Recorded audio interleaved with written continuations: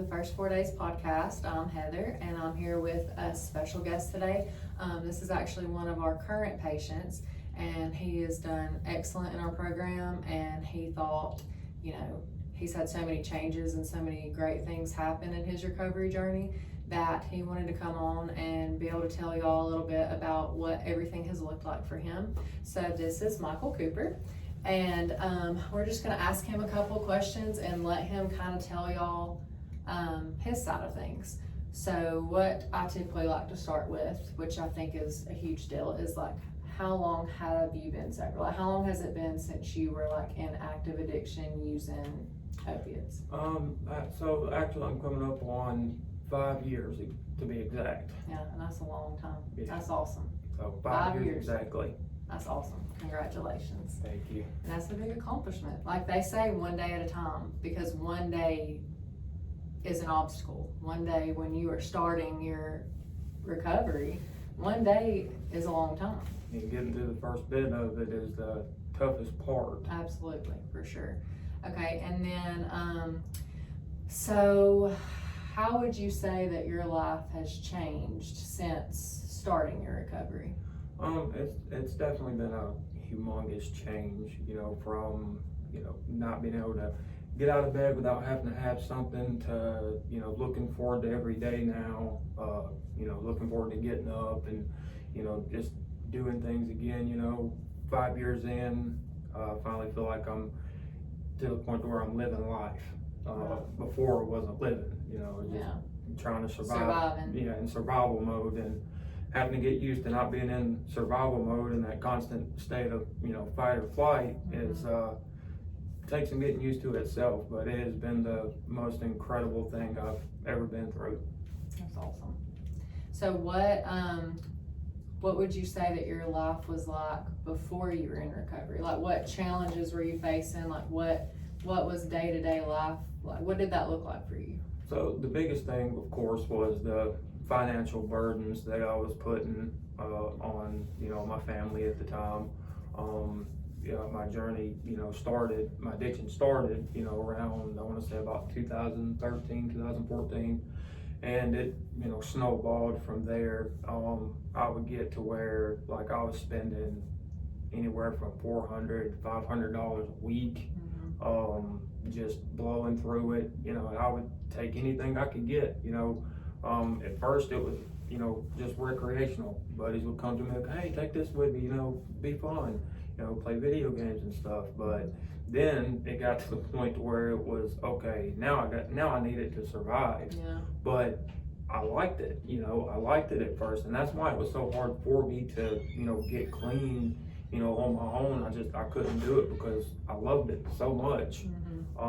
But then it just, the longer I used, the longer it went on, it just got to the point to where it was like, okay, I'm not having fun with this anymore. Now I'm like, okay, I don't want to be going through withdrawals. I still got to work. I still got a family to take care of. If you wanted to call, that's what I was doing.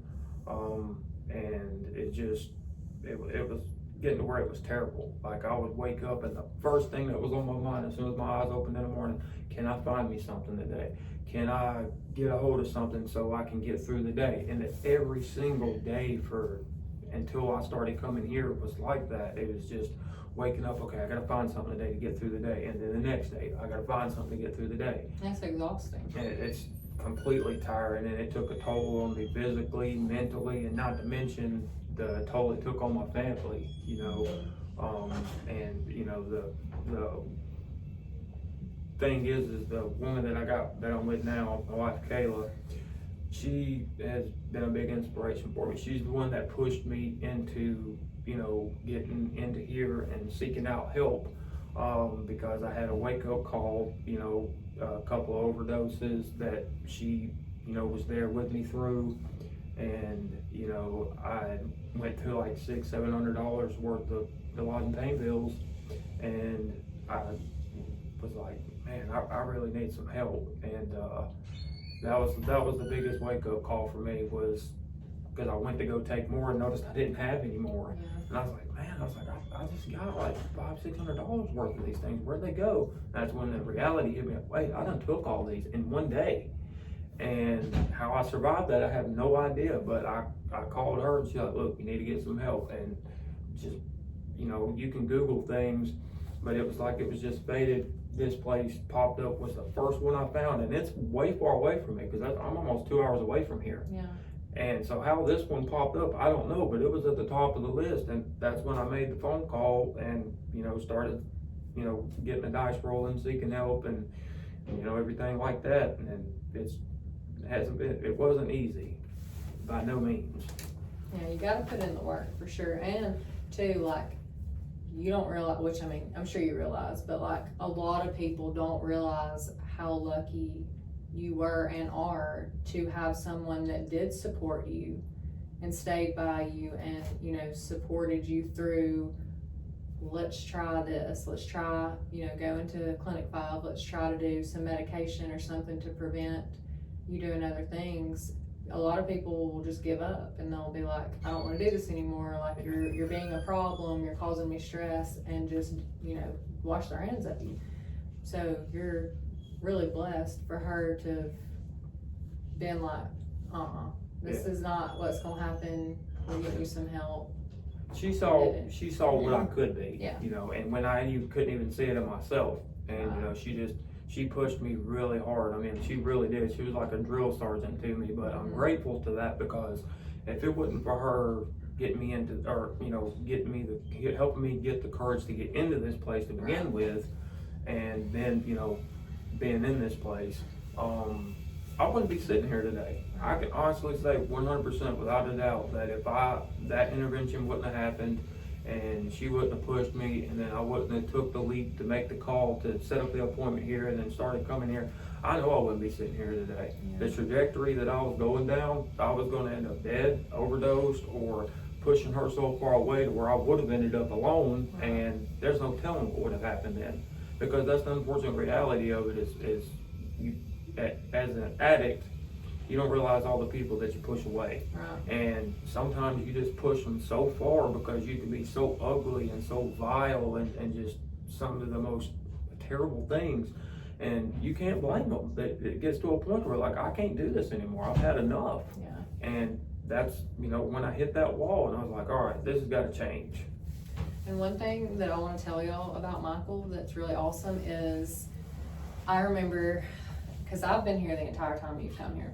Since back day one. Yes, and I remember at the very beginning, like every visit, you could tell he was really struggling, but only because, like you said, it was hard. But he was really trying, and he wasn't going to give up, but he was in such a bind with, like, I think it was y'all's house and y'all's car, and like y'all were losing everything, Yeah, I trying ran to us in a like, hole. because you're trying to like play catch up and get back to being able to do your daily bills and do all those things. But then you're also, you know, having a new expense, which is like a doctor visit and medicine and stuff like that. But since then, and I know like recently we've talked about, y'all got a new house, Yep. a new car, and you're what, the supervisor at your job? At my job, yep. Which you probably never thought it would Not get a to that million point. years. Especially from, you know, when you get behind, it's hard to play catch up. And not only did you catch up, but you surpassed. Started making strides forward beyond that. Right. That's awesome. And it's been a crazy turn of events. I've run into people that knew me from before this, and they're like, wow, this is where you are now. And like, I try to be a reserved person. I don't like bragging on myself. I've never been the braggy type, but my wife tells me all the time, that my family members are like, you've done really great. You know, you put in the work, and Yeah, you should be. you know, and I know you remember the stretch there where I lost custody of my daughter, and you know, this place helped me get custody of her back, and then I had another child, and then I got my son back, and then everything just started going up, and you know, that's what's kept me there. And that's why we do what we do. Stories like that, that's awesome. Like, and like me saying, like, I've been here with him from day one, like, that's all the things that I've gotten to be a part of. And it's not about me, obviously, it's about him.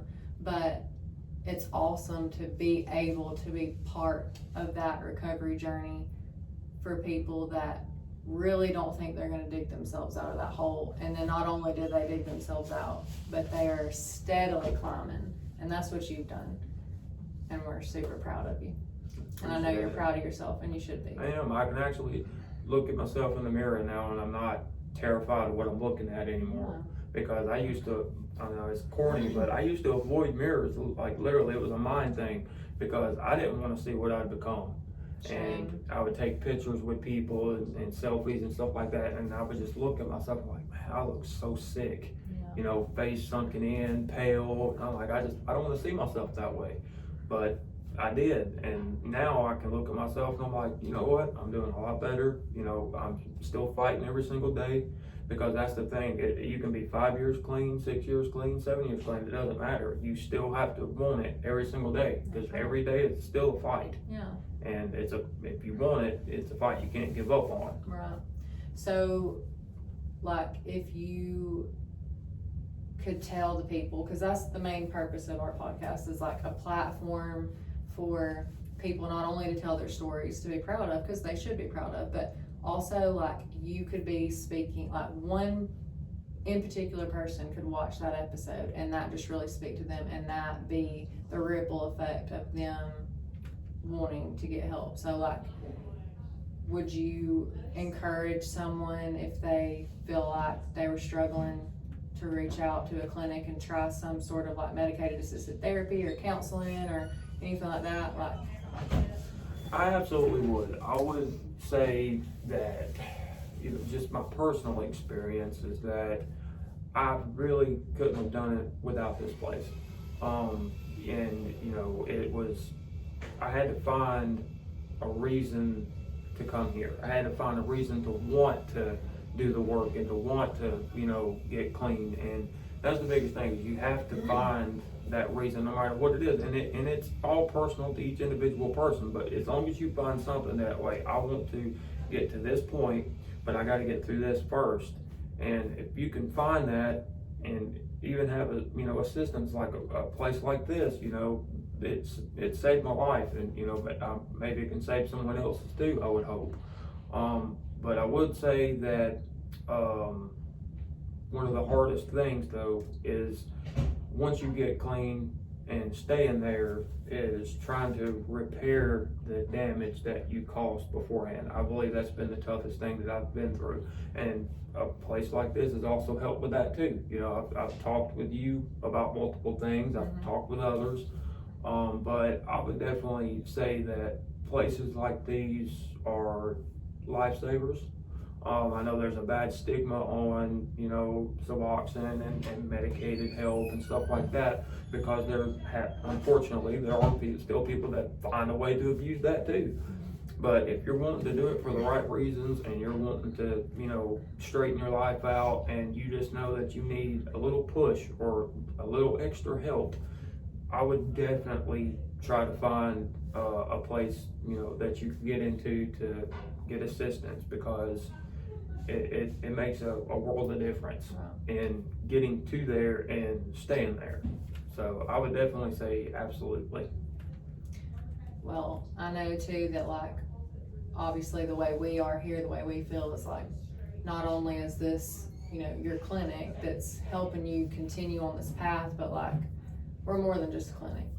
Like, we support, like, we're supportive of y'all making strides and doing great. Like, we love to hear that kind of stuff. Like, we're more like family with our patients. Like, we truly do care about where they're going in life, where they've gotten to.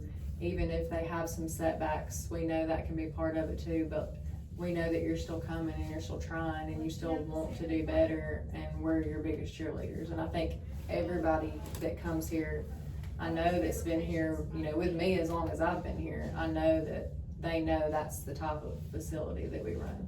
And I definitely say this too, that I know that, you know, if you were like anything like me, that you were scared to reach out and come to a place because you were afraid that you were going to be judged for what, you know, what you were doing.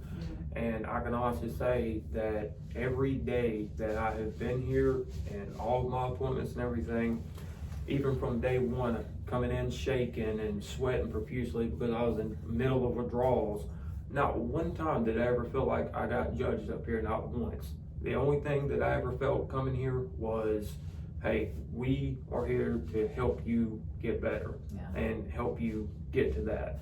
So if you're scared to, you know, what I would say to people is if you're scared to, you know, take that chance, just, you know, it's not what you think it is. It's not like going to a regular doctor and the doctor telling you, oh, this is bad.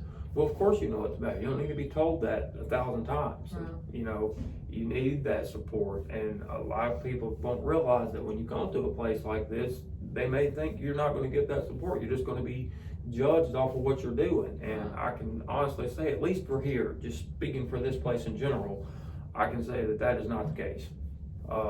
Full of wonderful people, doctor's great, and you know, it's a really great place to be. Thank you, we appreciate it, and that's our goal. That's what we want it to be like, and I feel like we've done a really good job at really trying to make it that way for people. And I do think that that has a little bit to do with why y'all do so good. Like, y'all do know that, you know, when you come here, we're backing you 100%. And you feel it. And we want you to do well, and we'll do whatever we gotta do to help push you along the way.